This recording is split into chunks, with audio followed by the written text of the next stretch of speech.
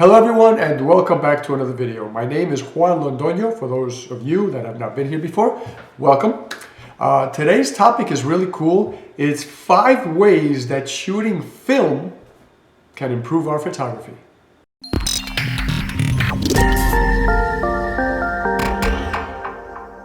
If you were around back in the film days, you noticed that the world quickly moved into digital photography. Because, let's face it, it's much easier to get a good shot. It's, for the most part, just more practical, and many times it's less expensive. But this comes at a small expense, and basically, it's the loss of control and certain aspects of creativity. We lose that as well. I've seen the argument that we are basically swapping out one type of creativity for another. So back in the film day, we were more concerned about, photography, hardware, and when I say photography, digital is photography too, but I guess what I mean is the physics of the camera, getting the picture on film, right, exposing that, and then you were done, right? When you developed the film, you were done. Now the creativity is shifting to where you can take a quick picture and then you can spend half an hour on the computer editing. So now it's more software driven. Before it was more hardware driven. Either way, I claim in this video that going back to shooting film for a few months might potentially spark our creativity and even possibly teach us a few things. Before we get started, I've been forgetting this in the other videos. You can drink whatever you want to drink, but go get something to drink. This is water, in case you're wondering, but this is our formal water break. So go get what you need and I'll wait for you here. Now by now you've probably heard me say this a few times. One of the ways that shooting film can help us and improve our photography is that it will slow us down. We are basically living in a world of right now. Everything has to happen right now, right? Where we watch whatever we want to watch, whenever we want to watch it, where we order food from particular restaurants, and we don't only expect that food to be good, we expect it to be fast. Where we pick up a hobby or special interest, and after a few weeks, we drop it because it's taking too long to figure out or master. Where we take pictures on our cell phone and we edit them on our cell phone because we need to release them right now because the world needs to see them right now. At least we think so. And where many people are joining companies for professional jobs and leaving within the first year because their career isn't advancing quick enough, as if anything worthwhile ever came quick. So how does this film photography thing actually slow us down? Well, to start with, no autofocus for the earlier part, right, for the former part of the film industry or film era. At the latter part of that, there were some autofocus lenses, but for the most part, especially the cameras that people are going back and buying now, they're basically manual focus. So if you have to manually focus, you have to slow down. You have no choice. If you got one of the really old cameras that had no light meter, well, now you're going to have to get yourself a little light meter and measure the light. And even if you do have a light meter in the camera for those older cameras, older than digital, I should say, the newer film cameras, the light meter, you couldn't really rely on it for certain things. You could for some, you couldn't for others. So there are different types of light meters, right? Incident and reflective. And cameras work a certain way, right? So if you really wanted to get accurate measurements, for the most part, you needed a light meter. And that will slow you down. Pulling it out, measuring light, right? Where your subject is. In the case of, reflective light or incident light, doesn't matter. But you're going to need a light meter and you're going to have to slow down. Another way is that you had to think before you shot. Because you went on a particular journey, trip, with only so much film. And when you had, say, 3 rolls of film or 2 rolls of film, and each one was 24 or 36 shots, well, you were limited, right? So you didn't just blow pictures away. You actually stopped to think, do I need this picture? Do I want this picture? Is this picture moving me? Instead of doing what I do with a digital camera, I'll take it and figure it out later. It was a completely manual process. This is another reason. Now you say, well, didn't you already talk about that one, manual focus? No, I'm talking about everything is manual. You had to take the film out of the little canister, stretch the little end, put it in the camera, pull it over, wind it. That took time. So, swapping out a memory card is fantastic. I've even done that at weddings and gotten away with, during a critical moment. But doing it with film takes a little practice. You can move pretty quick when you've been doing it for a while, but it's going to slow you down. And of course, if you're not developing your own film, you have to send it away and wait for it to come back, which is what I'm doing right now. I'm waiting for 2 rolls to come back because I've not yet finished buying all my lab equipment so I can develop my negatives here at home. I'm almost there. I only need about half the materials. I've already bought half, so I'm really excited. But even when I develop it myself, I'm going to have to wait. It's a process. I can't just look at them on the camera or pop the memory card into the computer and look at them before I even edit them. No. You have to take time, pull out chemicals, go into a dark room. It takes time. The second reason that film photography or shooting film may improve our photography is that there is no editing for the most part. Now let me clarify something. Back in the day when film was hot, and when you're talking about the masters of film, there's so many of them. People throw the name Ansel Adams around because everybody can familiarize with, themselves with that name, right? Everybody's kind of seen it on calendars in the bookstore or whatever. Ansel Adams heavily edited his films. So, for people to say, well, we didn't edit back then and we do now. No. Editing has been going on since the beginning of photography, okay? It was just a lot harder to do back then. And you had to know more about so many other things, right? Including chemicals. But we definitely used to edit back then, and there's a lot of editing now. So, very little editing because probably 90% of the population shot film and sent it in or developed it at home with very little editing or none, right? Only the masters and people who really knew what they were doing edited. Today, almost everybody edits, right? You take a picture, and if you're not going to edit it after you take the picture, you set the camera to some mode where it softens the skin or saturates the colors. So you kind of do editing in process where it's happening as you're taking the pictures, right? Either way, editing is very heavy for the most part now. So I wrote a couple of things because back in those days, you got back what you saw, right? So we're talking about you had to think about the location because it mattered. You couldn't edit things out or in.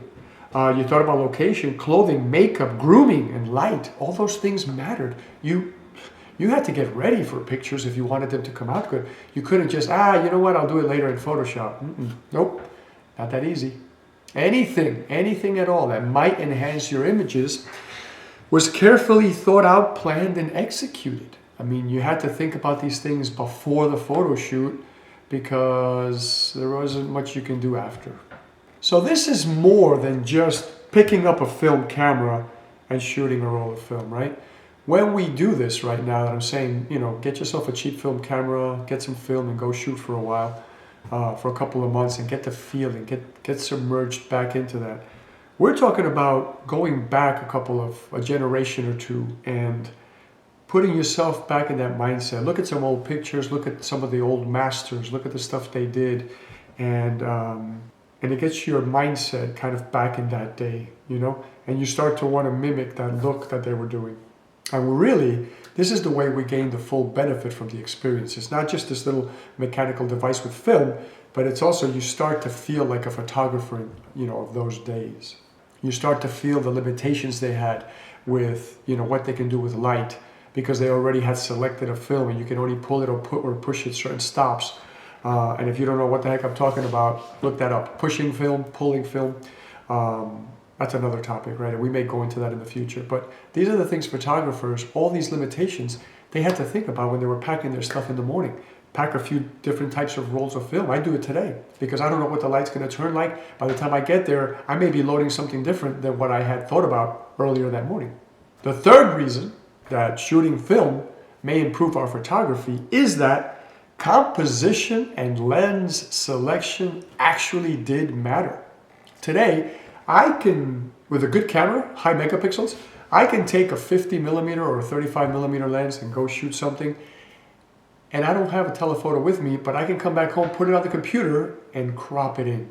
And I can crop in pretty close and get a pretty good result if the picture was originally shot well. In those days, you were slightly more limited with what you can crop in and out, right?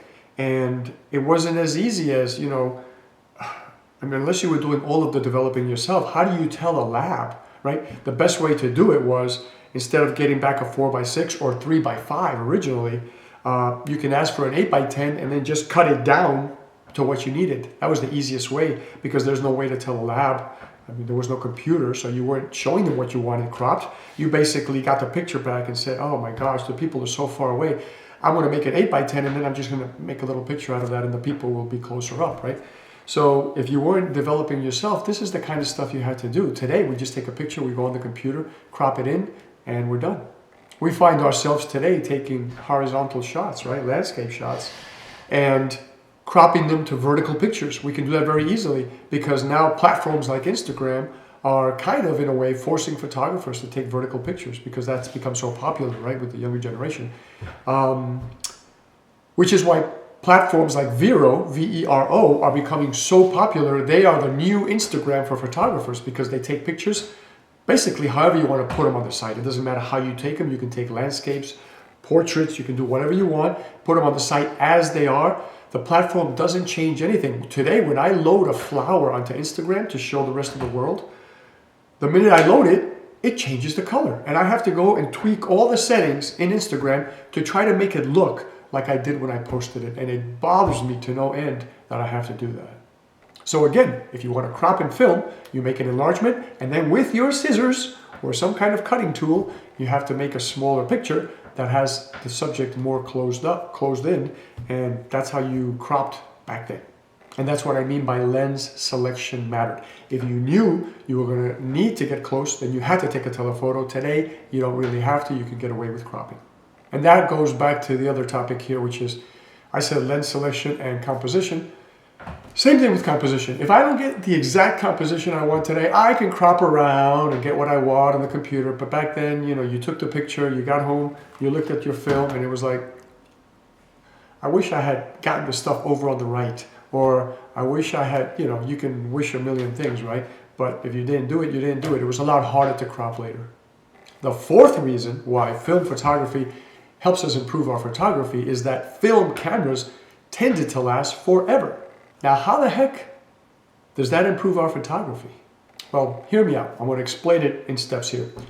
So, cameras weren't computers back then. They were hardware, like a brick with a lens on it, heavy pieces of steel with a lens, and they didn't vary much over the years, right? So, you knew you were going to have that camera for a while, so you tried to buy the best camera you can get. Now, if you didn't have money for a really good one, you can get something small and keep it, give it to a child later on or something like that, or you can sell it cheap and then get what you wanted. But you tried to get a good camera because, first of all, they were less expensive than they are today, and you knew you were going to hold on to that for a while.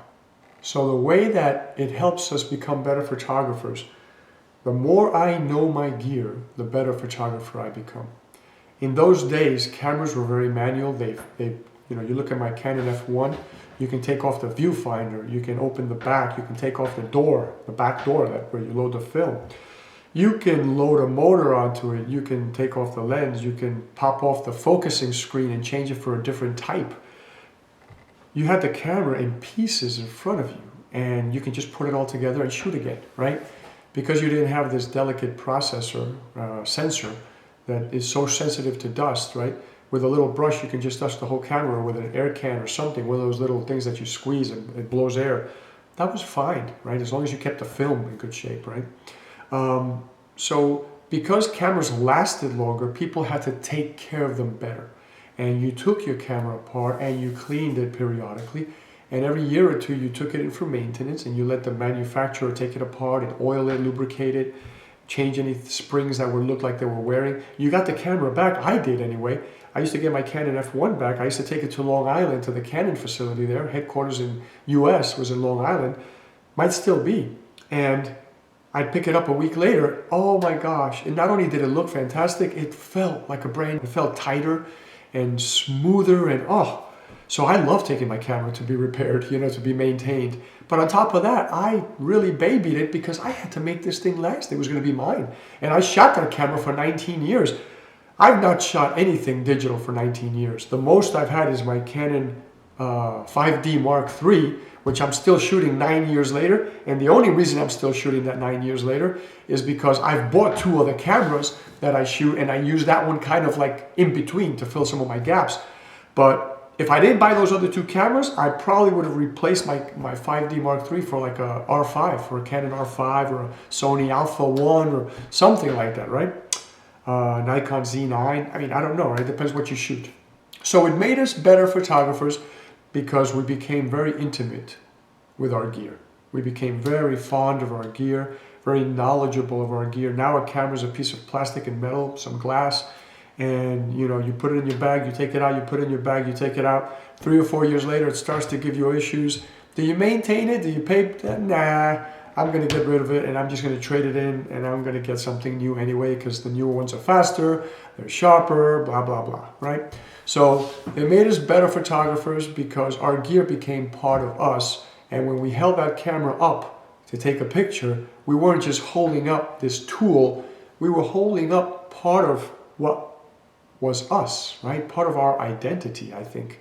It became part of us. And when I held that camera up to my face, it was like I was holding, a child up to give it a kiss. It was just like this endearing thing that meant so much to me. And you really took care of your gear. And I think it just made us more aware of photography, more in the moment. It just tied the whole thing together a little better than just having a tool that, like a screwdriver that I throw in my toolbox at the end of the day, and then the next day I pull it out and I use it and I throw it back in the toolbox. If you have something really nice, like a gold-plated screwdriver, well, you're going to treat that a little better, right? And you're going to put that in your pocket. You might not necessarily throw it in the toolbox. You might put it in a little, cloth and then place it in the toolbox, right? That's the kind of comparison I'm making here. And I know it might sound kind of dorky, but I think you know where I'm going with this. And the final reason, number 5, why I think shooting film makes us better photographers is because something has gone away that used to be practiced very often. And it's right here. Let's see if this thing can focus on this. It's focusing on my face, right? It's a pen. I think you can see that, right? So we don't write anything down anymore, right? Because we have data. When we pull the picture back into our computer, we have data that we can look at that tells us, how we shot it, and sometimes even where we shot it, when we shot it, right? So it's not as important. But back in the day, I carry a little notebook in my back pocket, right? This little pamphlet. Not only did I write the settings of the camera and the film that I used, but I wrote things that crossed my mind, right? And that's what we're missing today. The camera's not going to write that down for you, right? So I would write something like, this scene reminded me of when I was down in South America. So when I got the picture back, I looked at my notes and I went, that's absolutely correct. This feels exactly like when I was down in South America. And maybe I would make a little note behind on the back side, which is just paper, right, of the picture. I would write a little note. This was taken upstate New York, but doesn't this look like Medellin, Colombia, right, up in the mountains or something? And those little notes were there forever, right? You pull those pictures out to look at them and you look behind, people would write dates, they would write names of the people in the picture so they wouldn't forget because it was a party they went to. All these little things you wrote down, right? So when you shoot film, it forces you to start taking little notes again because the data is not going to be in your computer. And I just forgot the name of the data. I look at it all the time. It's, you know what it is, write it in the comments. By the time I'm looking at this video, I'm going to remember, and I might flash it on the screen for you anyway. Metadata, it's metadata. I forgot the word metadata, and I work with data. So anyway, it's metadata. And just like I mentioned, the fact that you would turn each print around, and then you would write on the back little notes, right? Because you wanted to remember at least the date, and the place. And you always wrote that in the back of your pictures, if you were careful and you cared. And then your album, you can always pull a picture out and turn it around. Oh yeah, that's right. Gosh, I had forgotten about this trip. You looked at something 10 years later. you would pull it out because you're like, oh, was this upstate or was this Long Island? Gosh, I can't remember. You turn the picture around and there it was, Long Island, New York, right? So I miss that. I miss writing because I write all the time, right? So it's one way I think it made us better photographers because it goes back to slowing down. It made you think. It made you stop. It made you in the moment. It put you in the moment.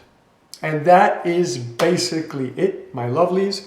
That is 5 simple ways that I think shooting film for a little while might actually help our photography. Let me know what you think. That's always like super valuable to me. I'm getting some feedback from people that are watching the videos and it's really nice. I love responding. That's like, I get so excited at the end of the night when I open up and there's a comment or two and I get to respond to people. I feel like I'm making a bond and, you know, and in some cases, 2 that I can think of right now, I made some friends on YouTube. People that are, you know, contacting me on Instagram and follow me there and then talk about the YouTube videos. I love you guys. Thank you very much for that. And I really do appreciate it. So let me know what you think of the video. If it makes sense, if you disagree, if you've shot film before and you think I'm barking up the wrong tree, let me know, right? All this matters. And I'll respond, okay? Like down below on your left. Please subscribe on the right. Don't forget the notification bell so you are made aware of all the videos that come out. And I hope you guys are taking care of yourselves. Don't forget your liquids, healthy liquids, right? The other unhealthy liquids you can drink on the weekends, but every day you should be drinking something healthy, a tea, a water, or something like that, right? A little coffee is good if you're not putting too much crap in it, like I do. Love you guys, please. I will catch you in the next video. I was gonna say, please take care of yourself. I will catch you in the next video. Ciao for now.